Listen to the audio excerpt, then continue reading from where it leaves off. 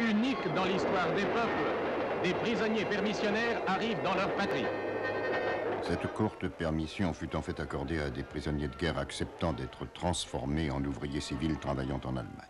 Après les fleurs, le pinard dont on avait presque oublié le goût.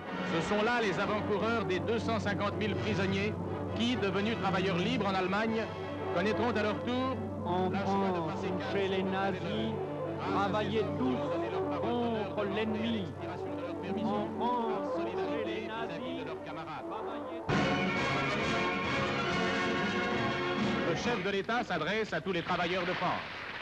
Les révolutions qu'anime la haine n'ont jamais profité au peuple. Elles détruisent le bien commun et meurtrissent les innocents.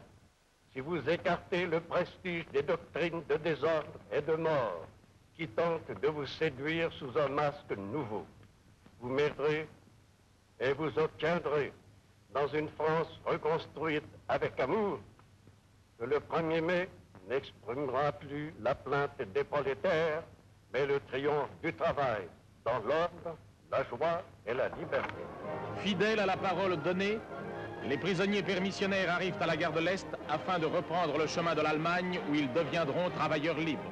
À la même époque, Vichy institue le service du travail obligatoire. Ce STO mobilise 3 classes d'âge. 650 000 Français iront à ce titre travailler dans le Reich.